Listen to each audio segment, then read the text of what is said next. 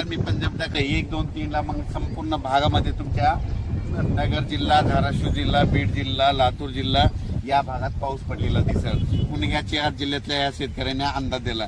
पूर्व विदर्भातल्या शेतकऱ्याला सांगू इच्छितो की पूर्व विदर्भामध्ये नागपूर, वर्धा, भंडारा, गोंदिया, चंद्रपूर, यवतमाळ, अकोला, वाशिम, हिंगोली, बुलढाणा, जळगाव या जिल्ह्यातल्या सर्व शेतकऱ्याला सांगू इच्छितो की 1, 2, 3 जुलैला मात्र तुमच्या इकडे मुसळधार पाऊस पडणार आहे. विदर्भ, पूर्व विदर्भ 6 जिल्हे, पश्चिम विदर्भ 5, 11 जिल्ह्यामध्ये मुसळधार पाऊस पडणार आहे. कुठं अतिवृष्टी होणार आहे, कुठं भाग बदलत पाऊस पडणार आहे, कुठं रिमझिम पडणार आहे.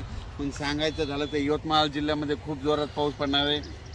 चंद्रपूरकर देखील खूप पडणार आहे. नागपूरकडे देखील खूप पडणार आहे. अमरावतीकडे जोरात पडणार आहे. अकोल्याकडे जोरात पडणार आहे. वाशिम जिल्हा जोरात राहणार आहे. हिंगोलीकडे राहणार आहे. त्याच्यानंतर अकोला, बुलढाणा जास्त राहणार आहे. जळगाव, जामोद घाटाच्या खाली जास्त राहणार आहे. जळगावला जास्त राहणार आहे. तिकडे पाऊस पडत असल्यामुळे त्याच्यामुळे जालन्याला देखील पाऊस पडणार आहे. संभाजीनगरला देखील पडणार आहे. म्हणजे सांगायचं झालं तर पूर्व आणि पश्चिम विदर्भ 11 जिल्ह्यामध्ये चांगला पाऊस पडणार आहे. म्हणून हे विदर्भ पश्चिम विदर्भातल्या शेतकऱ्यांनी हा अंदाज लक्षात घ्या.